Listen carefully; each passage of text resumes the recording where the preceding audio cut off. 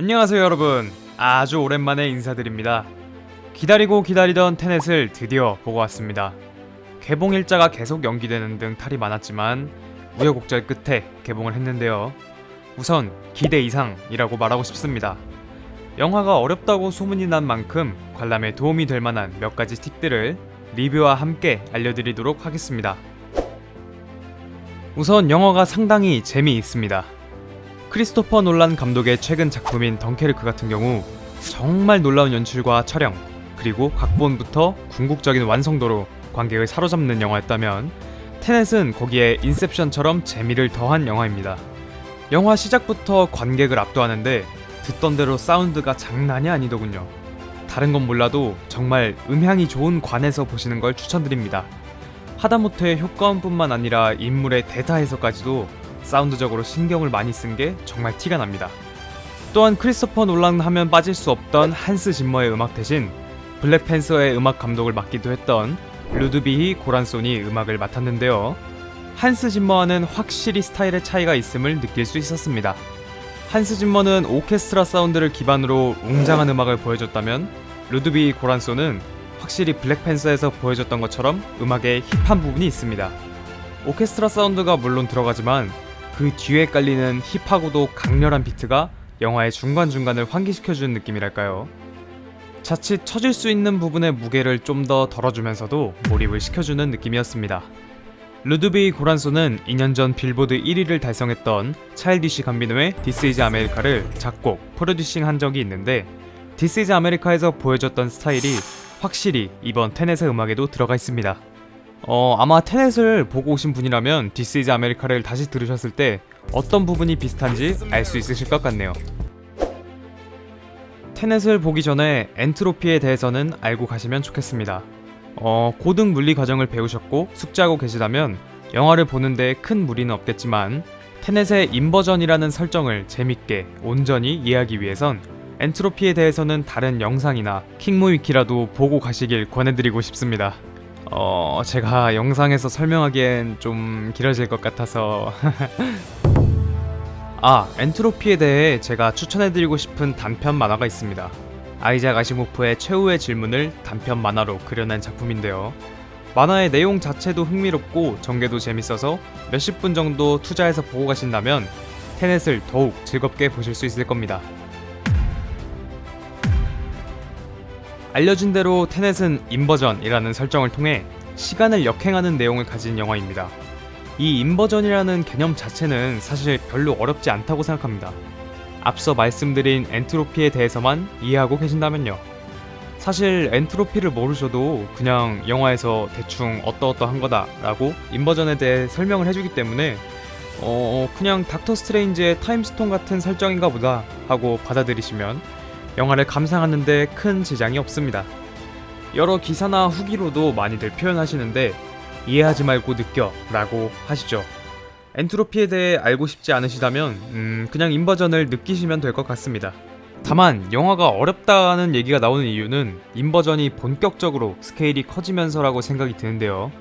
인셉션으로 비유를 하자면 인셉션도 영화가 어렵다는 얘기가 나온 이유가 꿈속에 들어가 무의식의 영역을 건드린다는 설정 자체는 어려운 게 아닌데, 꿈을 한 단계만 들어가면 몰라도 꿈속에서 또 다른 인물의 꿈에 들어가고 그 2단계 꿈에서 또 다른 인물의 꿈에 들어가고 하면서 내용이 어려워지는 거라고 생각하거든요. 테넷도 그런 케이스라고 생각합니다. 설정이 어렵다기보단 이 인버전이라는 설정의 활용이 관객을 헷갈리게 하는 거지, 흐름을 놓치지 않고 잘 집중해서 본다면 어려운 영화는 아니라고 생각합니다. 흐름을 놓치지 않기 위해선 시간의 정방향과 역방향을 잘 생각하면서 보셔야 하는데, 이걸 빨간색과 파란색으로 나눠서 시각적 장치로 잘 표현해주니 사실 이 색깔만 따라가셔도 반응 간다고 봅니다. 다만 이 시간의 정방향과 역방향을 이해하기 위해선 엔트로피를 한번 알아보고 가시는 게 도움이 많이 될 겁니다. 테넷에서 한 가지 아쉬운 점이라고 하자면 캐릭터가 너무 소모적으로 쓰인다는 게 아쉽다고 할 수가 있겠네요. 주연급 비중을 차지하는 캐릭터들이 꽤나 별 설명 없이 갑자기 등장하기도 하고, 중요할 것 같은 캐릭터가 갑자기 비중이 싹 사라지기도 합니다. 다른 캐릭터들은 크게 신경 쓰지 마시고 주인공과 닐 그리고 캣을 중점적으로 집중해서 보시면 되겠습니다. 일어난 일은 일어난 것이다. 이 개념을 머리에 인식하시면 영화를 보는데 헷갈리지 않고 좀 더 수월하게 보실 수 있을 겁니다. 시간의 방향이 어떻게 됐건 일어난 일은 일어난 것이고 일어날 일은 일어납니다. 제가 말씀드린 이 개념만 기억하신다면 영화를 보실 때 혼란 없이 보실 수 있을 겁니다. 자, 이렇게 테넷의 5가지 관람 포인트를 이야기해보았는데요. 테넷에 대한 제 감상평을 이야기하자면 우선 영화 자체가 뭔가 RPG 게임처럼 느껴졌습니다. 또 각본을 이야기하자면 기존 놀란 감독의 영화보다는 007 시리즈, 본 시리즈, 미션 임파서블 시리즈와 비슷하다고 생각되고요. 또한 영화 자체가 굉장히 크리스토퍼 놀란의 작품들이 투영되어 보입니다. 캐릭터나 내용의 전개 방식은 메멘토스럽고 과학적 개념을 다루는 건 인터스텔라스러우며 설정을 응용하는 방식은 인셉션스럽고 영화의 연출은 덩케르크스럽습니다. 그리고 액션적인 부분은 다크나이트스럽고요. 물론 직접 치고받는 6탄 액션은 훨씬 뛰어납니다. 앞서 영화가 RPG 게임 같다고 말씀드린 이유는 캐릭터가 RPG 게임의 NPC처럼 소모되는 부분도 그렇고 주인공이 시작부터 해서 점점 성장해가며 퀘스트를 깨는 듯한 전개가 마치 잘 만든 게임 스토리를 연상시키더군요. 따로 상세 리뷰 영상에서 더 깊게 다뤄보도록 하겠습니다. 또 아쉬운 점을 이야기해보자면 주인공 배역인 존 데이비드 워싱턴은 사실 관객들에게 익숙치 않은 배우입니다. 기존 크리스토퍼 놀란 감독의 주인공이 가이 피어스, 크리스찬 베일, 레오나르도 디카프리오, 매튜 맥커너이였던 것에 비해 확실히 배우가 관객을 끌어들이는 매력 자체는 상대적으로 부족하다 느껴지더군요.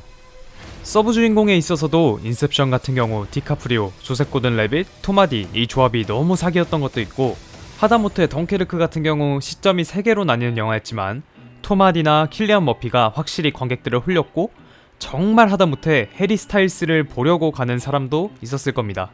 다만 아직 익숙치 않아서인지 매력을 보여줄 기회가 적어서였던 것인지 존 데이비드 워싱턴은 그만한 매력이 보이지 않았고 그나마 로버트 패틴슨이 닐이라는 매력적인 캐릭터를 정말 더 매력적으로 연기를 잘 해내주었던 것 같습니다.